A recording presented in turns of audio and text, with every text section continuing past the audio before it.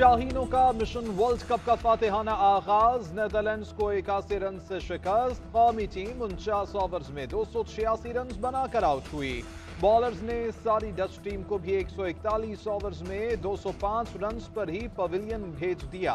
हारिस रऊफ ने 3 और हसन अली ने 2 खिलाड़ियों को आउट किया। शाहीन आफरीदी, शादाब खान और मोहम्मद नवाज ने एक विकेट ली।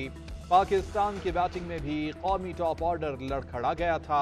डच बॉलिंग के खिलाफ भी फखर जमान की फॉर्म वापस ना सकी। 15 बॉल्स पर 12 रन बनाकर चलते बने।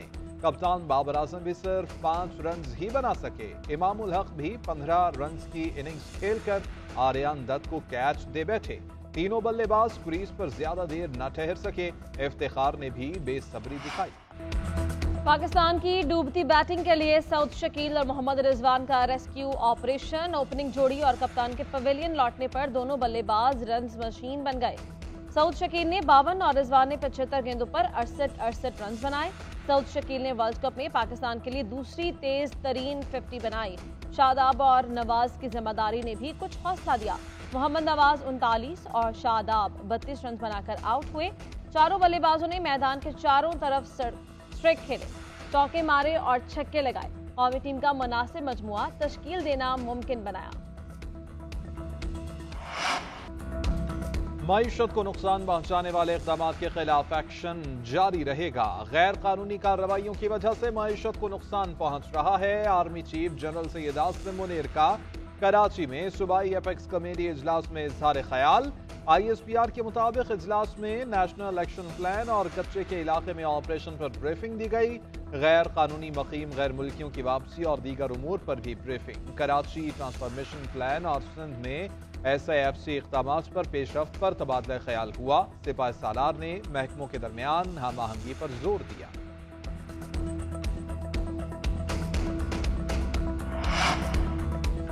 आज दफ्तर में आखिरी दिन है, फिर रवाना हो जाऊंगा। मरियम औरंगजेब समेत दीगर खातून का लंदन में घेराव किया गया। यहाँ मुजाहिरों का 4 साल में क्या फायदा हुआ? मुजाहिरा करना है तो पाकिस्तान जाकर करें। कायद मुस्लिम लीग नून नवाज शरीफ के लंदन में सहाफियों से गुफ्तगू। कहा, अपने हक में और खिलाफ लिखने वाले तमाम सहाफियों का शुक्रगुजार हूँ। ग़ीबत, चुगली और बहतान तराशी से सहाफियों को परहेज करना चाहिए। तनकीद बराए तनकीद नहीं, तनकीद बराए इस्लाह होनी चाहिए। मैं ये जरूर कहूंगा कि हमने मसाइल हल करने के लिए जान तोड़ कोशिश की, उसमें कोई कमी नहीं की। अगर रियासत बच गई है तो सियासत भी बच जाएगी। कतन मुझे कोई उसका मलाल नहीं। तो मियां साहब को गिरफ्तार किया गया, मैं भी गिरफ्तार हुआ। हमने तो 9 मई को जाके अपना GHQ पे हमने नहीं करवाए, ना किसी को कहा, ना किसी को इसकी तरगीब दी।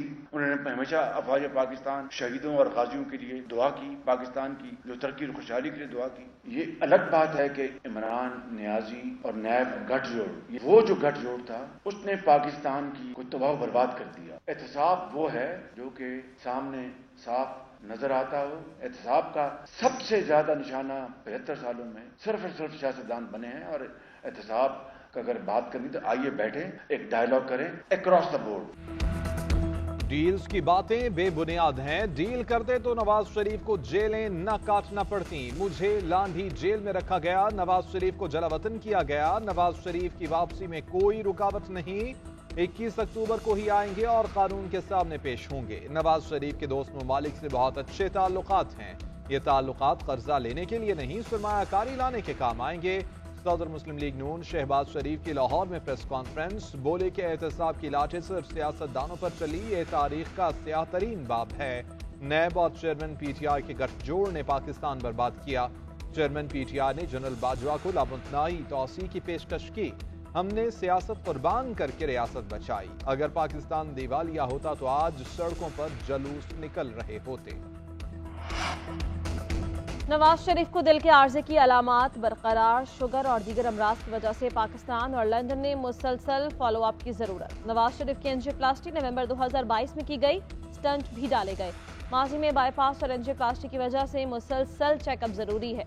लाहौर हाईकोर्ट में नवाज शरीफ की मेडिकल रिपोर्ट जमा। मेडिकल रिपोर्ट बरतानिया के रॉयल ब्रॉम्पटन हॉस्पिटल के कंसल्टेंट कार्डियोलॉजिस्ट प्रोफेसर कार्लोजी मारियो की जानिब से जारी की गई। रिपोर्ट के मुताबिक नवाज शरीफ को एंजाइना की अलामात और कोरोना के बायस पाकिस्तान जाने से रोका गया था।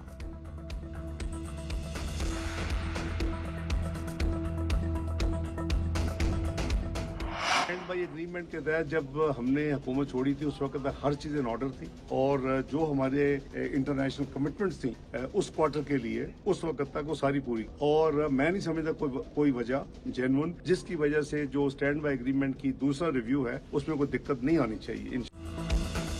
साबिक वज़ीर खजाना इसाक डार कहते हैं अगला सेटअप निगरान हुकूमत के फैसलों को तस्लीम करेगा। निगरान सेटअप ने 6 से 7 माह तक हुकूमत चलाना थी, महज हाजिरी लगाने तक महदूद नहीं कर सकते थे। निगरान हुकूमत के रोज के कामों पर कानून साजी की गई। ये हुकूमत दो तरफा फैसलों, मईशत, निजकारी और पब्लिक प्राइवेट पार्टनर पर फैसले कर सकती है। कोई वजह नहीं कि IMF से दूसरी किस्त न मिले।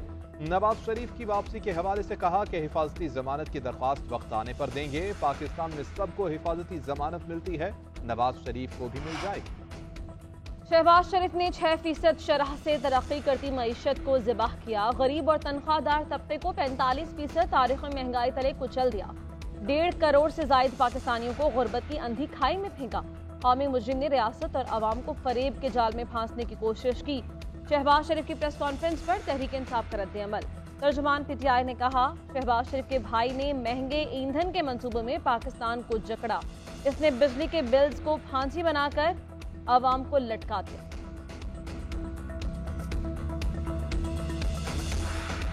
किसने कह दिया कि आप भागे भागे जाते लंदन में? मैं जहाज पर गया था।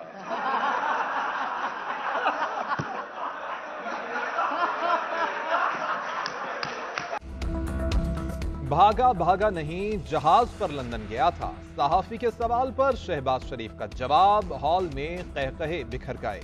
शहबाज शरीफ ने चेयरमैन पीपल्स पार्टी को अपना भाई कह दिया। बोले कि बिलावल भुट्टो मेरे छोटे भाइयों की तरह हैं। कामयाब वज़ीर खारजा रहे। शहीद बेनज़ीर भुट्टो के साथ मिसाक़े जमहूरियत किया। बिलावल और हमारी सियासत अलग अलग है।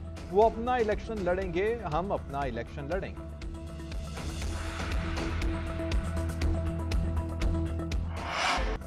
साइफर केस के जेल ट्रायल और जज तैनाती के खिलाफ चेयरमैन PTI की दरख्वास्त। इस्लामाबाद हाईकोर्ट का 2 से 3 रोज में केस का फैसले का इंदिया। PTI वकील शेर अफजल मरवत ने दलाइल दिए कि साइफर केस का जेल ट्रायल शुरू हो गया, लेकिन हमारी दरख्वास्त पर अभी फैसला नहीं आया। चीफ जस्टिस आमिर फारूक ने रिमार्क्स दिए, पीर तक तो नहीं, लेकिन 2 से 3 रोज में कोशिश करेंगे कि फैसला दे दे। मीडिया में रिपोर्ट हुआ है कि चेयरमैन PTI की अडियाला जेल मुंतकली पर एतराज है। ये तो PTI की दरख्वास्त पर ही फैसला हुआ।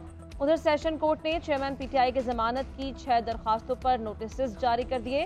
प्रोसिक्यूशन और PTI वकला से 16 अक्टूबर को दलाइल तलब।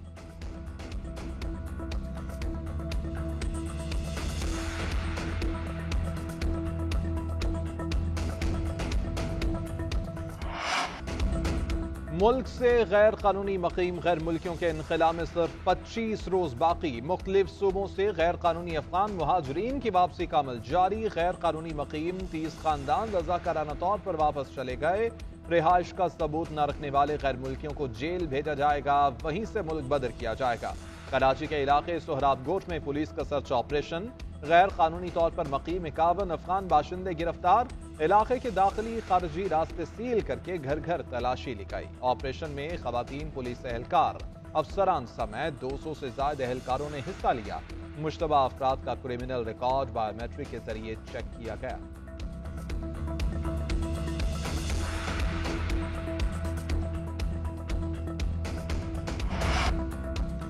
हसास इदारों के सरहदी इलाकों में अफगान सिम्स पर पाबंदी की सिफारिश। दहशतगर्दी और मुजरिमाना कार्रवाइयों में अफगान मोबाइल सिम्स के इस्तेमाल पर सिफारिश की गई। अफगानिस्तान के मोबाइल टावर्स की पाकिस्तान के कुछ सरहदी इलाकों तक रसाई है। तजवीज़ में कहा गया, सरहदी इलाकों में मकामी मोबाइल सर्विसेज का मजबूत इंफ्रास्ट्रक्चर लगाया जाए। वाईफाई पर मुश्तबा सरगर्मियों की निशानदही होने पर अफराद की निगरानी की जाए। उधर वजीर आला पंजाब कहते हैं, किसी गैर मुल्की के साथ ज्यादती नहीं होगी और गैर कानूनी मुकीम किसी गैर मुल्की को रहने नहीं दिया जाएगा। पंजाब में मुकीम गैर कानूनी गैर मुल्कियों से कहता हूं, खुद वापस चले जाएं, वरना बड़े पैमाने पर क्रैकडाउन किया जाएगा। IMF की एक और शर्त पूरी। खाद की फैक्ट्रियों के लिए गैस महंगी करने की तैयारी। फर्टिलाइजर मैन्युफैक्चरर्स के लिए गैस की कीमतें 302 रुपए से बढ़ाकर 580 रुपए FMMBTU की जाएंगी। फीड स्टॉक के लिए फर्टिलाइजर मैन्युफैक्चरर्स को FMMBTU गैस 1580 रुपए में मिलेगी। गैस महंगी करने के लिए वजारत खजाना पेट्रोलियम सनअत पैदावार हुक्काम की वर्किंग जारी, कीमतों में इजाफा IMF इक्तिसादी जायजा से पहले किया जाएगा।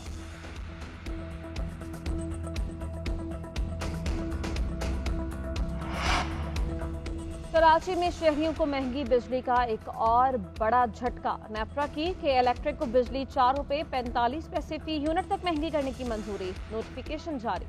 गुज़श्ता माली साल की पहली तिमाही एडजस्टमेंट कीमत में इजाफा किया गया। सार्फिन से इजाफी वसूलियां अक्टूबर और नवंबर के बिल्स में की जाएंगी।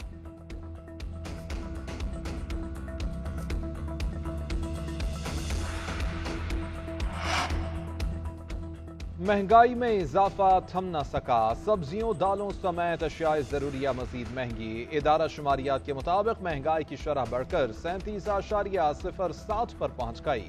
हफ्तावार बुनियाद पर महंगाई की शरह में 0.11% इजाफा रिकॉर्ड। 19 बुनियादी अशिया की कीमतों में इजाफा हुआ। चीनी, टमाटर, अंडे, आलू, दूध, दही और LPG सिलेंडर महंगा। चिकन, दालों, प्याज समेत लकड़ी की कीमतें भी बढ़ गईं।